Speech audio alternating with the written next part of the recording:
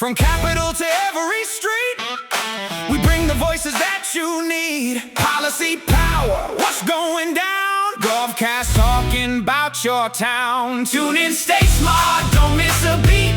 GovCast makes it all complete. Hello, ladies and gentlemen.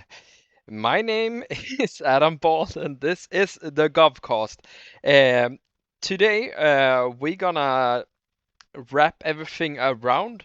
We're gonna end actually season 1 today. It's been super nice. So I was thinking we could end the podcast with what we started with, and that would be the government. We started the first episode, the episode, how should I say, after the intro was with Gov, but more focused on the party. So today we're gonna focus a little bit more about what is government doing, as we have done with the rest of the organizations this season.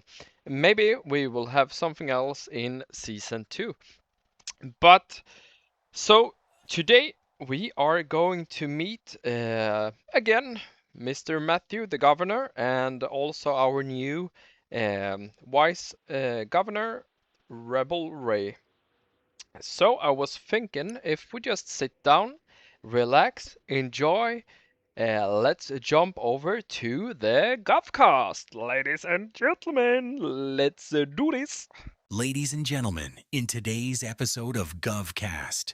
Okay, ladies and gentlemen, welcome back to another episode with the GovCast. Today we have the lovely Governor Matthew Blackheart and the lovely lady Vice President, it's Governor, Vice Governor Rebel Ray.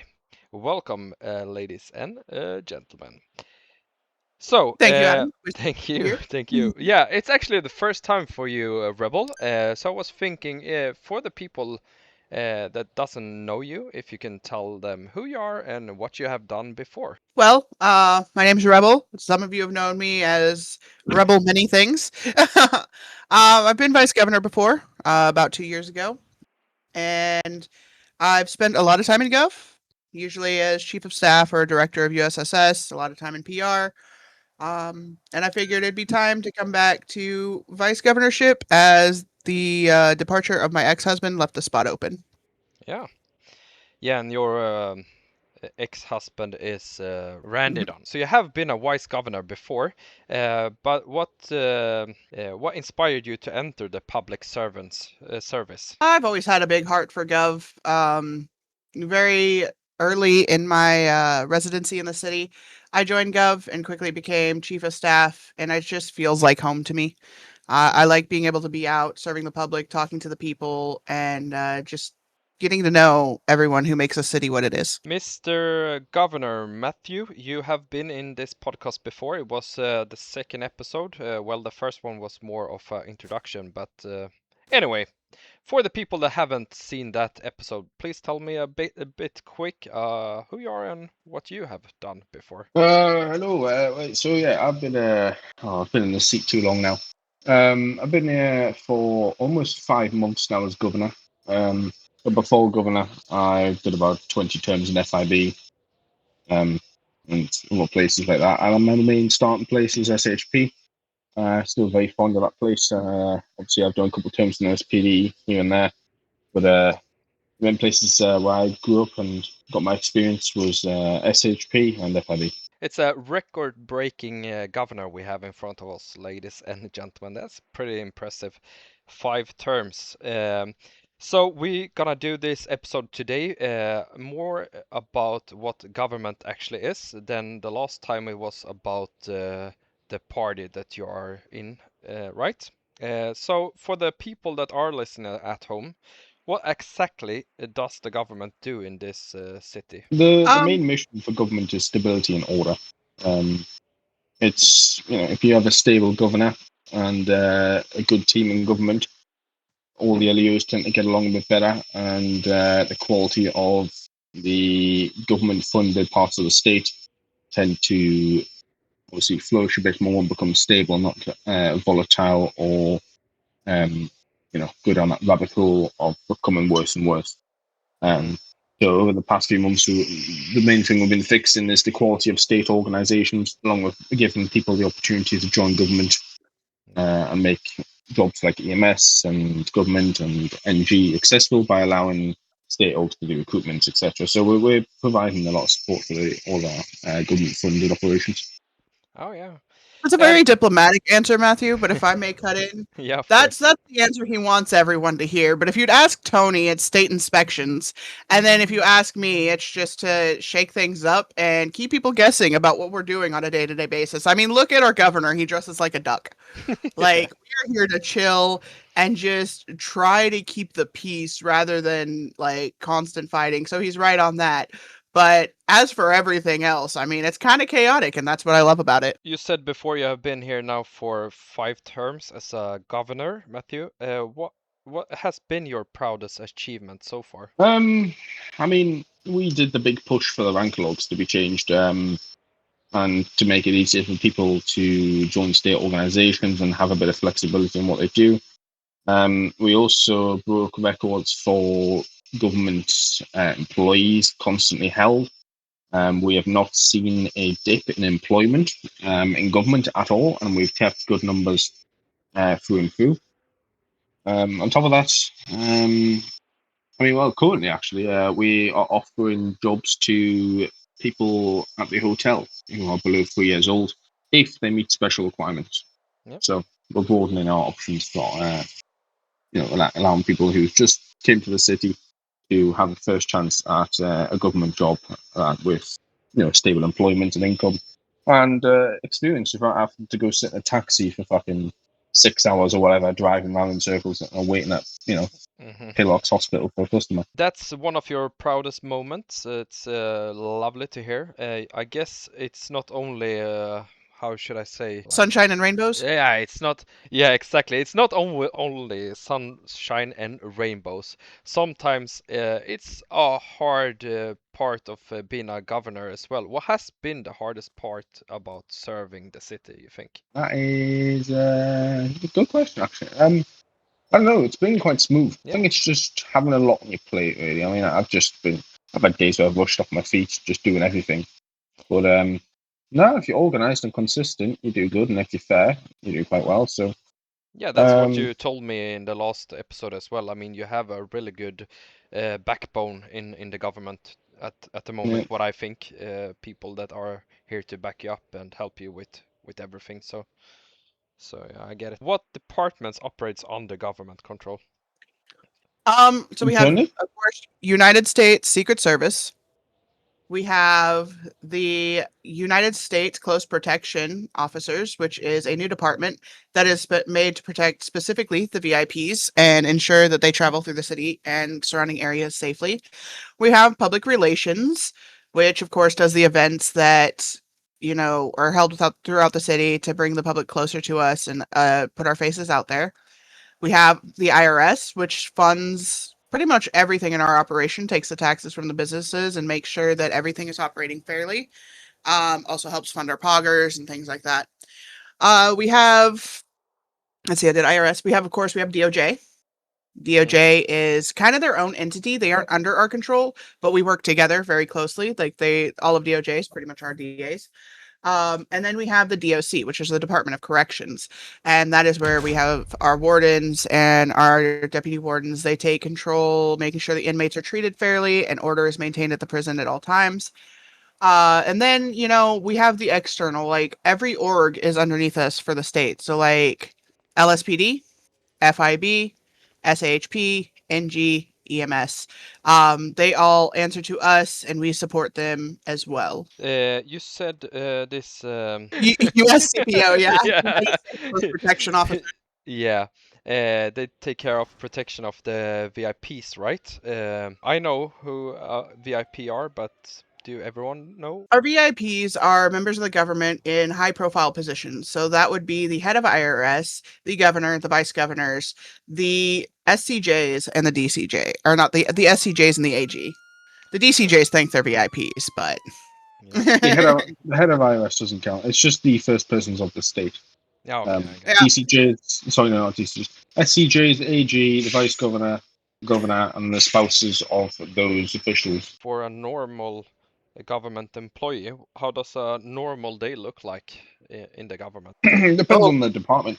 A standard USS officer will. Their main duty is providing services to the citizens at the gates, and making sure people who come for housing insurance can get it, gun licenses, etc.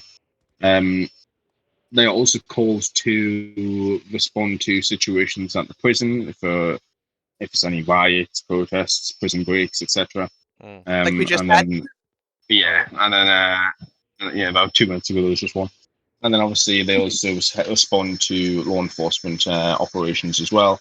Not store robberies or anything, but just standard shootouts and things like that around the city. Nothing too far away though.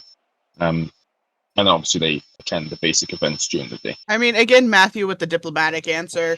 Have you met the governor? There is no telling what's going to happen day to day. Let's be honest. He could one day decide he wants to go on a walk from here to SHP. And of course, since he's a VIP, almost all of USSS would have to follow because that's a high profile area for robberies. And it's just things like that. It keeps people busy. But while, yes, they have the standard, events and things they have to do and the standard business requirements, there is no standard day to day what it's going to look like. Yeah, there is. I fly and it's the same every day. It's chill. That's not true. Oh, taking a whole convoy just to go drop off a classification letter. That's normal. It's fun though, because then it's like you never know what's gonna happen. As a government employee, what kind of issue takes up the most of your time? Honestly, what's the most time consuming is gate protection. We have to be open from 10 a.m. till 10 p.m. And during that time, everyone who comes onto the property and wants to interact with anyone has to be checked to make sure they are legal to be here, make sure they don't have any illegal items. We have to ensure the safety of the Capitol at all times as government employees during these open hours, because that is when you will typically see the high profile VIPs. So USSS is very busy ensuring that people don't come in without permission, dealing with, all of the people that think that they are entitled to entry into the Capitol without having to be searched, and just the constant busy selling of licenses and insurances. And Yeah, I think that's probably the most time consuming. yeah, I get it. And I guess also it's a lot of new people moving into the city, and they don't really maybe know all the laws in the city, and it's sometimes getting chaotic at the capital as well. How are new laws or politics introduced to the city? Like, for example, how do a newly moved person into the city know the laws? So, if you're talking about how new laws are made, that's a whole different story. But if you're talking Yeah. about how people learn about the laws, Yeah, learn about uh, laws. so the best way to learn about the laws for anyone who is new to the city is to go into the government emails. There's a section called legislation in the main section that anyone is able to see. And that is where all of our laws and procedures and policies are kept. And they're kept updated by DOJ. Whenever anything is added, DOJ then they will have a meeting about it. They will figure if they want to add a new law. And once they have determined that it is a good idea to add the law, they will then bring it to all the state leaders in a meeting. And all the state leaders have to vote yay or nay and sign off on it before it becomes a law. Oh, okay. And yeah, that was It's not like we get many psychopaths just come into the city and just go, "Yep, there's no laws. I don't know about them. I'm going to go kill this guy." You know? No, of course. Doesn't happen too often. I also mean it's not always been the same. Some laws are changing. Um, what factors do you consider before changing any laws or regulations? So the factors that, well, we don't deal with factors too much. I mean, we do think about it, but DOJ are the ones that really look at that, and then they weigh up all the, the sides of Yeah. it, and then they decide if it's good. But the main things we decide is why we're doing it, and obviously, who would it benefit, and if there's any problems, what problems would occur. That's about it, really. Yeah.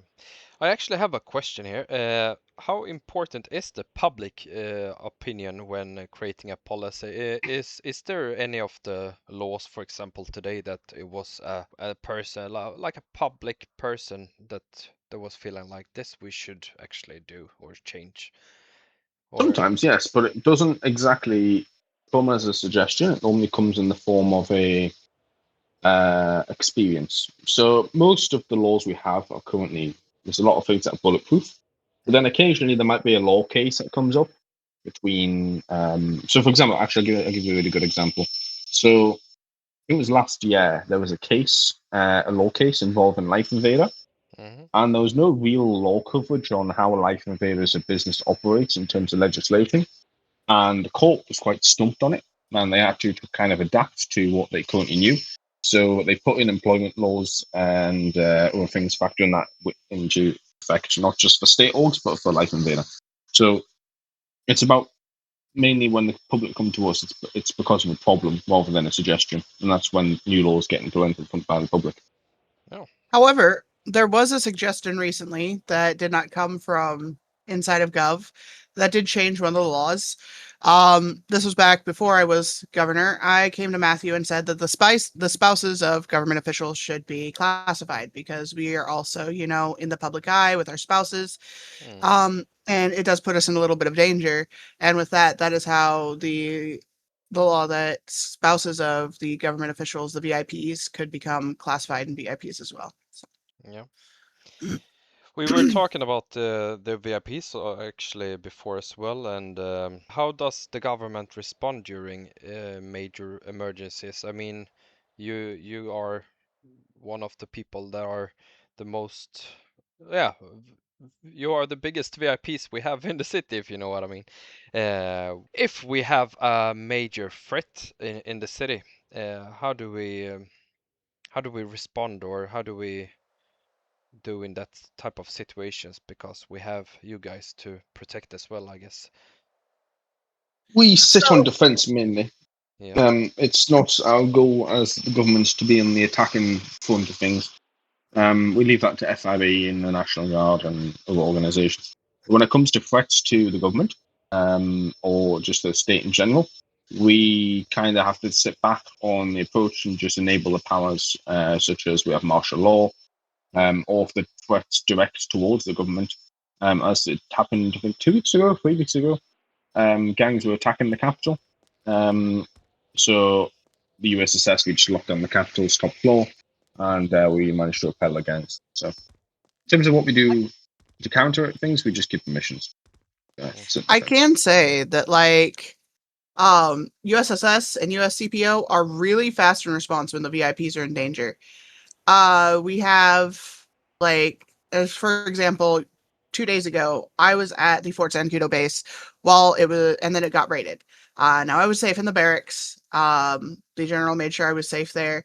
And I let USSS know that I was in the base as it was being raided, and they were some of the first on scene, even though they're the farthest out from the NG base, aside from LSPD. And they arrived swiftly by heli, had the most numbers at the Fort Zancudo raid, and got it under control really swiftly. And so, in moments when the VIPs are in danger, they kind of go a little bit on the offensive, because they make sure to arrive quickly, do an extraction while also fending off the attackers. Both of you have been in government for a longer time, so maybe you don't really remember, or yeah, maybe you don't remember. But has this role as you guys have now changed the way you see the city today than you did before? Oh, absolutely. Before I joined government, I was a Leo. Like, I was arresting, I was very aggressive on it. Because I was in LSPD and SHP, and that was like pretty much all I knew. I spent a few short terms in gangs. I had my little bit of wild ways for a while. But then I came back to LSPD and shortly thereafter back to Gov. And when I came to government, I was very much an aggressor. I was loud. I was described as quite Annoying bitch. Oh, sorry, Yeah, that's yeah. not allowed. Actually, as Richard would say, a righteous fucking cunt. Oh. There was times like when I was let back into IA, he's like, Rebel, just don't be as much of a cunt as you used to be. And through being in Gov, I have seen the better side of the city, not just the crime, which leaves you a little bit jaded. I have seen, how people come together. I've seen like the chill aspect of things, and it's really calmed me down. And I see the city in a totally different light. Like, I wouldn't say I don't take it as seriously, but I don't take life in general as seriously now because I realize at the end of the day, as long as you have a few good people around you, that's all you really need and you can get through anything. And that's what Gov has taught me. Like, beyond anything political, it has taught me that as long as you have a few good people around you, that's all you need. Mm. Um, has there has there been moments where the city was close to crisis? Was one of my questions. We were talking about it before when gangs were trying to occupy the government, right? Yes. Yeah. Uh, Um as of recently, aside from the gangs attacking government, we haven't really seen much super crises.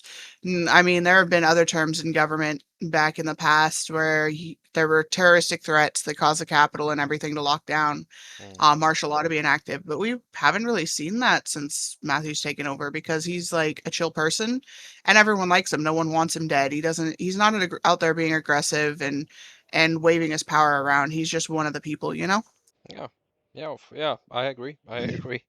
Uh, and sometimes, as a governor or a vice governor, you have to make hard decisions. I would say or guess. I guess. What has been the most difficult decisions that you guys have needed to make recently? You think? I did one actually quite recently. So the HR standards for the organizations compared to 2 years ago went downhill. Mm-hmm. So when you joined LSPD or SHP, you were just given videos to watch. You watched the videos, you did exactly what was in the videos, and then you uploaded what you had. And then if they were happy with it, you got put into the next stage, and then you rinse and repeat until you passed the training. So if you made a mistake in real time, then that would cause the org to suffer. So if they had a lawsuit off the back of your mistake, and there was no HR to actually physically train you, or help you out with any questions or queries you had in such a dynamic environment as a law enforcement officer, then it sets the standards for training to be so low. So, for example, the things that were missing were helios weren't getting taught how to put down barricades properly. They weren't getting taught how to do a traffic stop or pursuit. So you had these officers that the only thing they could do was arrest people. That was it. When sometimes it wasn't even, the highest standard for an arrest. And so they were watching these AI generated shit and Oh. then expecting their officers to be good. And it was like, we can't let that happen. So from the perspective of government and in terms of gov organizations, if you tell them to do it, they won't do it. But if you give them the incentive or the push, they have to do it. So we reduced their funding by half, and told them to recreate all their HR documents and to actually train people again if they want their funding back. And so they did, and hopefully the training standards, as of 2 weeks ago, have started to get better.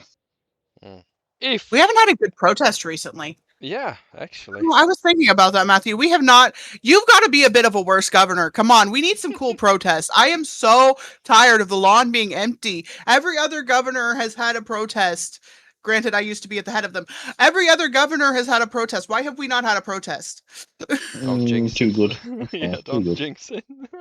If we could change something, just overnight in the city, any laws or anything, what would you like that to be? Public executions. Mm. I want Um, people to be publicly executed on the front lawn for their crimes. Maybe then they'll stop being dumb. Mm. well, there's the right for your protest. I'll throw a rebel into the protest. She can fix it. No, I don't know. There's nothing really I've seen in the law that I would actually. There's one thing, and I noticed the Internal Affairs Department. I know it is fair, but currently in terms of legislation, the Internal Affairs Department acts independently from the organisation. But the only problem is if the leader put someone in a position for internal affairs who isn't good and just manages to mess things up. The leader can't really do anything about it without the permission of the Attorney General, because they work independently, and the leaders and the deputy leaders can't touch IA. So maybe there's a bit more control in the IA, but other than that, it's not too bad. It's not a major issue. What keeps motivating you despite the pressure that I guess a governor have? So one of the things that motivates me is just being able to help people. As a vice governor, there isn't much that we really are expected to do other than, just help maintain order and support the governor. But one of the things that I do as a vice governor is I'm out in the public a lot. I go out, I see what's needed. Like, I'll give backpacks and pickaxes and fishing rods to new players in the city at the hotel.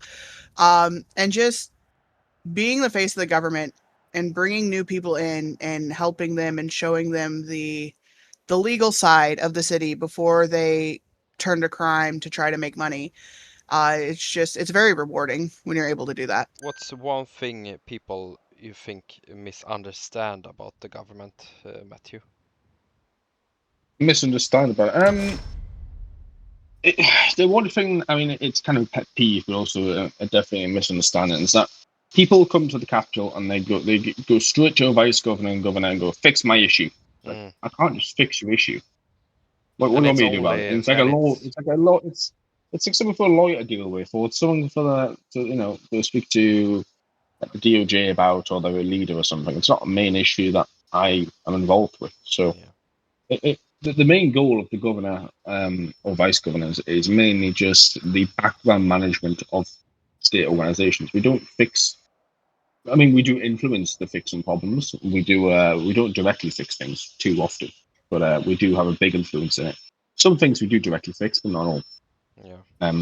I can't directly fix the organization's HRT handbooks, but I did influence it heavily. What you're saying is basically people, when they come to Gov, they only think about governor or vice governor to help them fix, but it's so many more people below that actually are there and capable to help them with their issues, I guess, as well. Yeah, pretty much. I just do payroll. What do you say about this? Do you think there is anything that people misunderstand about government, Rebel? Another thing that people seem to misunderstand about government is that we're just here to punish people and make laws. We aren't here to punish people or to make laws or to make anyone's life difficult. We are here for support of the citizens and of the legal orgs and to do our part to ensure that crime can't take over. So, yes, sometimes we do have to make laws that make other people mad or uncomfortable, or we have to make laws that may not make everyone happy, because you can't make everyone happy. But our goal isn't to make people mad. It is to assist with ensuring the safety of the city. Yeah, that's a really good answer. Thank you. Okay, I think I also just wanna first maybe say that I have been in Gov now. It's also my second time, but I last time it was 1 or 2 terms with Governor Sadi, and now with you guys. But I haven't also been that long that you have been in government. Do you? And I also trying to do a lot of questions to let the people understand and know what actually government is. Is there anything you think that I've missed today that people should have known before maybe joining government, for example? No, not really. I think we covered all the points. If there's just like anything that is like the most important for Gov, for people to know when joining Gov, is that you don't have to know everything. You just have to be willing to learn. A lot of people are scared because, well, I don't know how to arrest. I don't know what to do to detain. We will train you. We will train you. We will teach you. Just show up with a willingness to learn and an attitude of humility, like knowing that you don't know all this. Be willing to listen, and from there, we can teach you everything else. And also something that I learned, always I always thought it was a like important thing, but as Ally learned or taught me, it's important, of course, is the what's the first question they ask when you join Ally? It's What is constructive criticism, exactly. I and why think is it it important? I think that's important in all the organizations to understand. Yes. We are not here to like tell you you're doing a bad job. It's nothing about that. It's basically to help you grow and get better. It's not to uh, yeah, to punish you or say that you are a bad worker or whatever you say. You know, isn't that Yeah. correct? Right? It's Yeah, we aren't here to shame or humiliate anyone. We just want, to make them grow and eventually, find their place in the city. So, like, if you're ever corrected while working in the government, it's not because we want you to feel bad. It's because we want you to grow and we want to see you be capable of whatever you're capable of. And like everyone's capable of being great. You just sometimes need a little extra guidance. yeah. And also, what do you need to join government? That's a good one. Clean background. Absolutely. No prison record or anything like that. If you have one, you need to go have an identity change. Make sure that, your name is fresh and clean and squeaky for us. No face tattoos, no illegal hand tattoos. So if you have those, you need to get those removed. You need to have health insurance, and then you need to get a gun license. So once you have all those things, you are able to join the government. Now, we do prefer people 3 years and up in city. However, if you meet special requirements now, you do not have to be 3 years in city. You will just have to go through a specialized training. So, really, if you can understand and speak English fluently, and you are willing to learn all of the rules of the city and pay attention and work hard, and you can get the gun license, you can get the health insurance, and you have a clean record and no tattoos on your hands or face, come on over. We'll teach you what you need to know. Oh. And one last question here now. Is there anything you guys would like to like? Do you have any message for the public citizens listening today? Anything you'd like to say to them? Go on, government. That's about it. Go on, government. That's it. We're cool. Can I say we're We're mighty of good. heart, small of penises? What? Say- Mighty of heart, small of penises. yes. Oh. Yes. Oh, No, but I actually also work here, so I can say as well. We are like a yeah, we are a pretty big family. yeah. We bully each other too. So if you join government, be prepared to be part of the bullying and pushed off a cliff, because at some point I will probably do that to you. Rebel. Allegedly for no reason. Allegedly. Allegedly. In this podcast, I would like to always also end with a personal question, not a personal question, a question for each one of you guys. I had already asked these questions to others before, so it's a little bit repeated for the people that has listened before, but it is what it is. Sometimes, but I really like this question, so I'm just gonna say it. Let's say we are on a convoy, uh, patrolling the city or maybe doing some special mission or something, and you turn on the siren, and what would your siren yell? What would it say? What would my siren yell? Um, that's a good question. I wasn't prepared for this one, so give me a second. Give me Yeah, just a no second. problem. Yeah, we What can. would my siren yell? Nina. No, no. See, Nina. mine would be very and wildly inappropriate, because anyone who knows me knows I'm loud and I'm inappropriate at most times. So if you've ever seen South Park, Mm-hmm. you know the song. Oh wait, no, because in the city you can't use that song. Never mind. It would be Cartman going, "What? You can't say fucking school, you fucking fat ass." It would probably be that. Yeah, yeah, I I love was it. gonna do the I can't even say the words because Mm. parent insults aren't allowed. But Yeah, that so the next best option. I love South Park, and so it would probably be something wildly inappropriate from South Park. So, Matthew, if a Yeah. criminal would leave a Yelp review for you or the government, what would the Yelp review say? Oh. It'd be something like, didn't do anything wrong, got arrested on Capitol grounds for failure to comply. Come up, that's cops. Something like that. Yeah. And they probably did do it anyway, so. Yeah, it's just I just want something to I thought it lighten. would be the bathrooms are really dirty. Yeah. Guys, I think we're getting closer to an ending here now, and it's. I also wanna say it's gonna be the ending of this season as of this podcast as well. We're gonna come back and do more interviews, but it's a ending of season 1, I guess. It's been really nice to have you here as the last people to interview.